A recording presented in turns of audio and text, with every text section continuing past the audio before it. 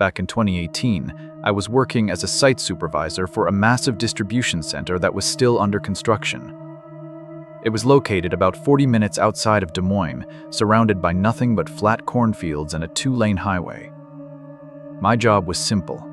Sit in a heated guard shack at the main gate, check in the occasional late-night delivery, and do a full perimeter drive every 2 hours in the company truck. It was a Tuesday in November. It was freezing, that kind of damp cold that gets into your bones. Around 2:15 a.m., I started my second round. The facility was huge, about 500,000 square feet, and most of it was just a skeleton of steel beams and concrete slabs. There were high-intensity construction lights scattered around, but they created these deep, pitch-black shadows that the truck's headlights couldn't quite pierce. I was driving along the back fence line, which bordered a dense patch of woods, when I saw something in my side mirror. It looked like a flash of white.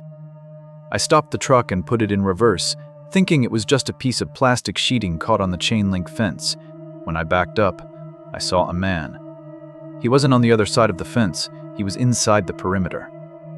He was standing perfectly still about 30 yards away, right on the edge of the construction light's reach.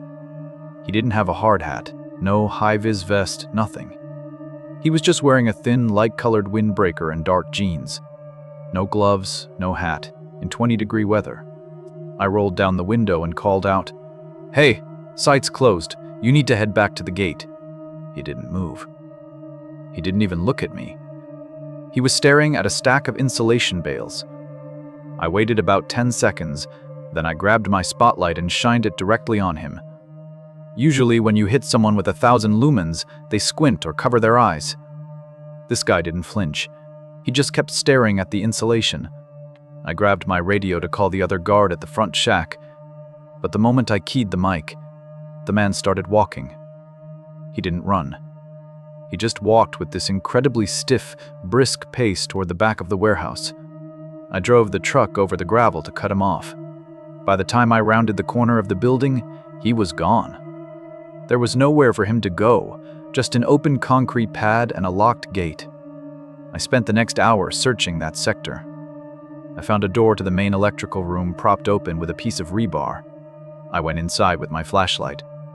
The room was empty, but it was dead quiet. Then I heard it, a rhythmic, metallic tapping coming from the ventilation shafts. Tap, tap, tap. It sounded like someone hitting the ductwork with a fingernail. I called the police, and they arrived about 20 minutes later. They did a sweep of the entire building. They found nothing. No intruder, no tools, no signs of theft. But when the officer and I walked back to my truck, he pointed at the driver's side window.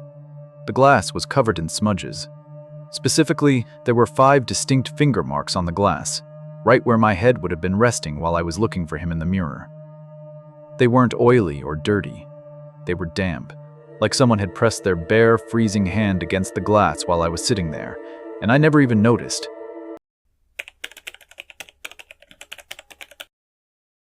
I worked the night desk at a budget motel near the interstate in northern Arizona for about 18 months.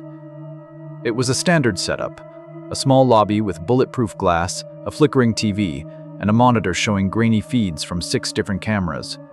It was around 3:30 a.m. on a rainy Thursday. The motel was maybe 30% occupied. Most of the guests were long-haul truckers or people too tired to keep driving to Vegas.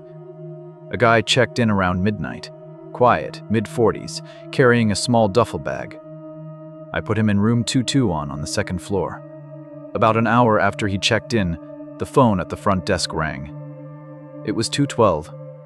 I picked up, expecting a complaint about the heater or the towels. "Front desk, how can I help you?" I said. There was no response, just heavy, wet-sounding breathing. Then, a very faint clicking noise, like someone was tapping the phone receiver against their teeth.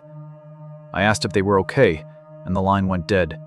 I figured it was a pocket dial or a glitch in the old phone system.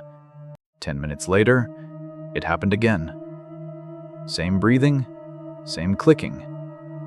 I decided to walk up there to make sure the guy wasn't having a medical emergency. I walked down the outdoor balcony to 212. The lights were off inside. I knocked on the door.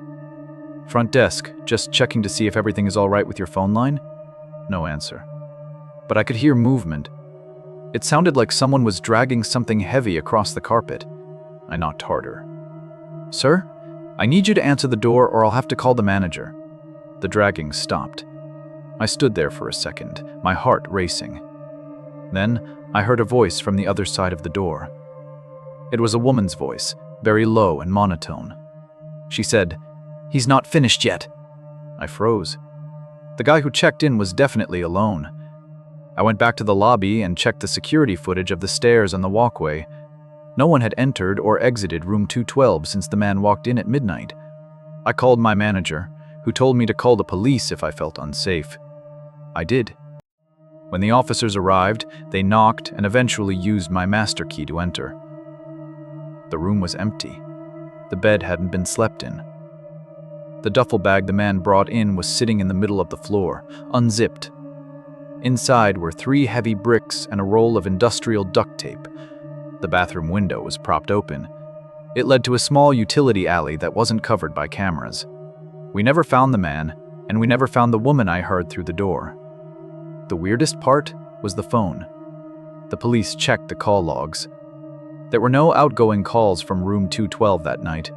My desk phone showed the calls, but the room's hardware showed nothing.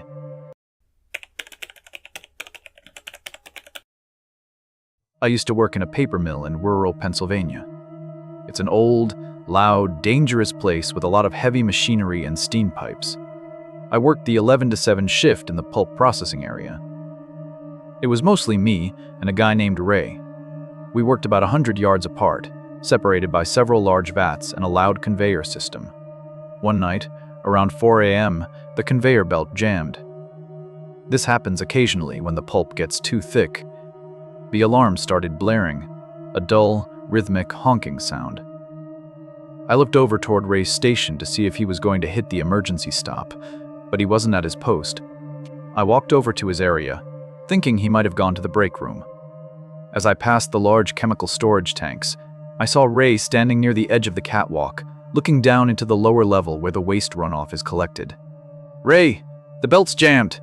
I shouted over the noise of the machines. He didn't turn around. He just pointed down into the dark. I walked up beside him.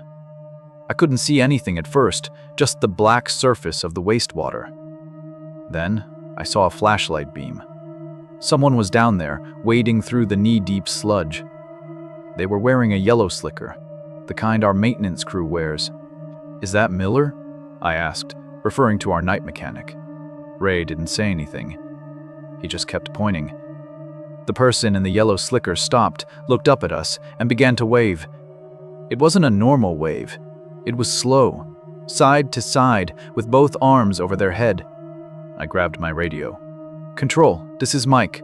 We've got a man in the runoff pit in Section 4. Shut down the pumps now." The radio crackled.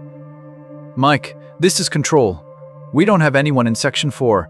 Miller is in the break room with me. What are you seeing?" I looked back down. The person in the yellow slicker was gone. The water was perfectly still. I turned to Ray to ask him what he saw, but Ray wasn't there anymore. I ran toward the break room, my head spinning. I burst through the doors, and there was Ray sitting at the table, drinking a cup of coffee. Miller was sitting across from him. "Ray, how long have you been here?" I gasped. He looked at his watch.